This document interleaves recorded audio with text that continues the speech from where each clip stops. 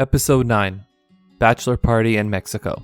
Hello once again, it's me, Mark, your English teacher, and this is my intermediate level English podcast. In each episode, I talk about interesting things about me and my life experiences in an easy to understand way to help you improve your English.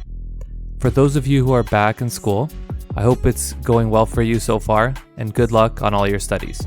And for those of you studying English as a second language, I hope this podcast is interesting and helps motivate you to continue learning. In the previous or last episode, I talked about the Hawaii trip I went on a month before my wedding. When we returned home from Hawaii, it was only a few days later that my friends and I went to Mexico for my bachelor party. A bachelor party is when the groom, or the guy getting married, goes somewhere with his friends to party like in the movie The Hangover. If you haven't seen that movie, you should. It's one of the best movies ever. The bride or the girl getting married has a similar party with her friends. That's called a bachelorette party. Just to make it clear, the bachelor party is usually guys only, and the bachelorette party is usually girls only. In this episode, I will talk about my bachelor party in Mexico. If this is your first time listening to this podcast, you can read the full transcript of this episode and all episodes on my website for free at CheckMarkEnglish.com. This will help you understand each episode much better if you are having a hard time. Okay, let's get started with today's episode.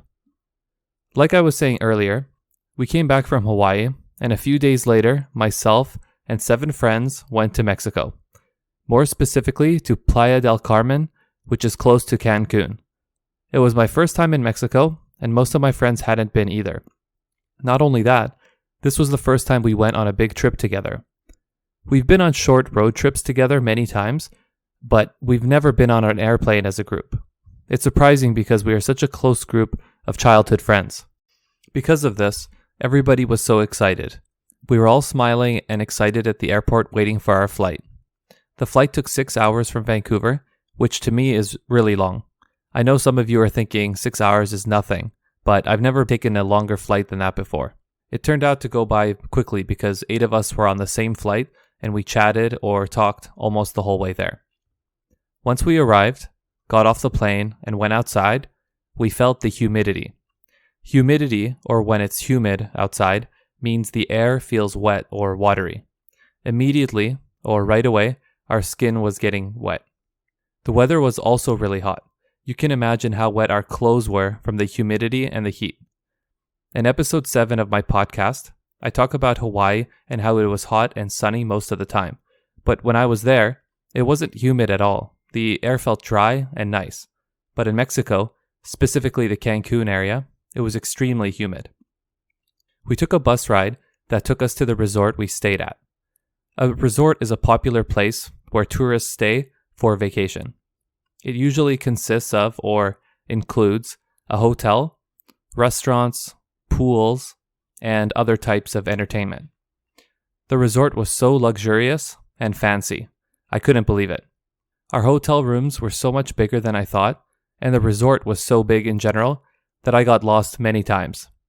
To get lost means to end up not knowing where you are and don't know how to get back. An interesting thing is how there is so much luxury, food, drinks, and people working there to take care of everything for you, but outside the resort, you see so many poor people. Poor means to not have enough money to live a comfortable or normal life. The type of resort we went to is called all-inclusive. This means that all of your food, drinks, and airplane tickets are included in the price you pay. For food, you can pick from any of their restaurants and buffet. For drinks, you can have almost anything you can think of, including alcohol. We picked this type of place to go to because it would be the easiest for us, and we wouldn't have to plan very much. We definitely made the right decision, or choice, particularly or specifically because we were a large group of people.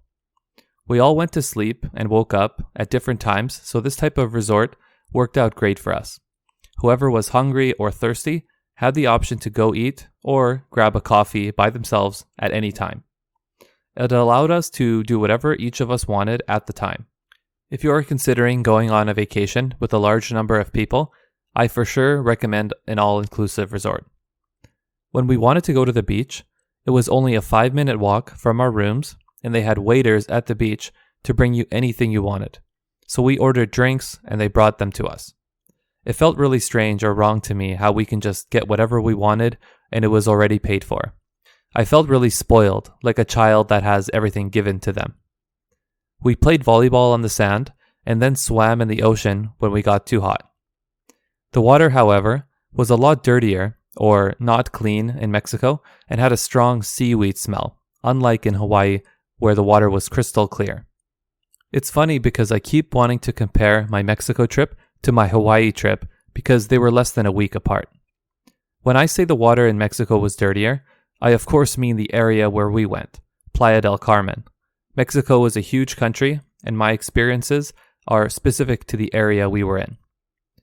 My favorite part of the trip was hanging out or being by the pools. There were so many pools, but the main one was spectacular or amazing. There were lots of seating areas around with shade to protect you from the sun. Shade is an area that is blocked off from direct sunlight to keep you cool. For example, a tree provides shade so you can stay cool on a hot day. Around the main pool, there was a bar, kitchen making all sorts of food, a DJ playing music, and staff, or people who work there, bringing you whatever you wanted. Not only that, there was a bar inside the pool. You just walked to the middle and ordered drinks from the bartender inside the pool. It was a crazy experience. And remember, all of this food and everything was paid for already. The only additional thing you pay is tip if you want to give extra to the workers. Tip is extra money you give if you are happy with somebody's service. The people working there made sure they provided great service, so you would tip them. It made the vacation extra comfortable. After the first day, we were all burned by the sun. I didn't burn much because I was already tanned from Hawaii earlier that week, but some of my friends were so red that they looked like tomatoes.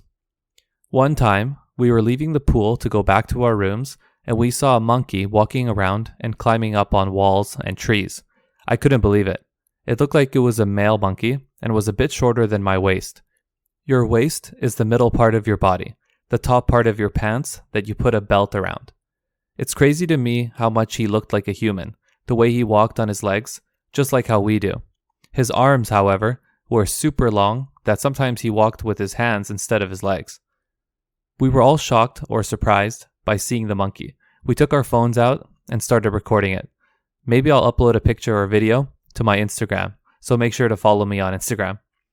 Most of us wanted to stay in the resort because it's safe there, and we already paid for all inclusive, so we didn't want to spend too much extra money. However, one of my friends really wanted to go out of the resort to the real city, where the local Mexicans actually live. So we told the resort that we wanted to go see the city, and they called somebody to pick us up and to take us to the main street. It was completely different compared to the resort. It was busy with lots of little shops or stores with people trying to sell all sorts of things like food, cigars, and tons of other things. We saw so many taco stands where people were making fresh tacos. I couldn't believe how cheap they were selling them for. For one taco, we paid 20 Mexican pesos, which is about $1 United States dollar and 10 cents.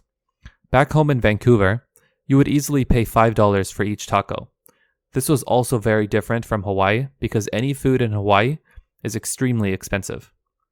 We liked the main city area so much that we went back the next night, but this time it was the area where all the nightclubs were. A nightclub is a place where mostly young people go to drink alcohol and dance. We asked the driver to take us there and to pick us up in a few hours. I've never seen anything like this before. It was a street about 200 meters long with only nightclubs on both sides. There were so many people, loud music, and lights everywhere. It's hard for me to explain, so I will post photos and videos on my Instagram. My Instagram name is CheckMark English. It was an unusual or weird feeling because it was so hot, even at nighttime. I went to the bathroom in one of the clubs and saw my shirt in the mirror. It was drenched or soaked with my sweat and the moisture in the air. We had a lot of fun at the clubs, and we were really glad that we left the resort to see the city. My friends had a great time, and they say they love Mexico now. We're already talking about going on another trip in the winter time around Christmas, but this time with my wife. If we do go, it would be for a longer duration, probably a week or so. The bachelor party was only 3 nights. Those 3 nights went by like a blink of an eye. A blink of an eye means really quickly. I guess vacation always feels like that, no matter how long it is. One of the big reasons why I wanted to go to Mexico for my bachelor party is because I've been learning Spanish for the last few years. This was a great chance to test out my Spanish skills or abilities to see if I was able to communicate and express myself. The trip showed me that my Spanish is good enough to say what's on my mind in a basic or simple way and to understand basic conversations. I also realized that I have a lot more to learn. Because we were at a resort where lots of tourists or visitors come, all the people who worked there knew English, so it's really easy to communicate with people. One day, I'd like to go somewhere where nobody speaks English, so I'd be forced to speak Spanish only. I feel like that would improve my Spanish in ways studying by myself couldn't. Overall, it was a great trip, even though it felt so short. This year, I've been to Las Vegas in the United States, Mexico, Hawaii, and Calgary, which is a city in Alberta, Canada. Next year, I'm planning on going to Poland with my wife to visit some of her family. It'll be my first time in Europe, so you can imagine how excited I am for that. On the other hand, my wife has been to Europe many times, to lots of different countries. Thanks for listening to another episode of my podcast, and I hope that you learned some new words and phrases that you can use in the future. I also hope that this episode was interesting. My goal is to make each episode fun so that listening doesn't feel like studying. Instead, it just feels enjoyable. If you do enjoy my podcast and would like to help me out, I would really appreciate it if you could leave me a rating on Spotify or Apple Podcasts. And remember that you can follow me on Instagram at CheckMark English, and you could read the full episode transcript to this episode and all other episodes on my website for free at checkmarkenglish.com. Thanks again to everybody, and enjoy your week.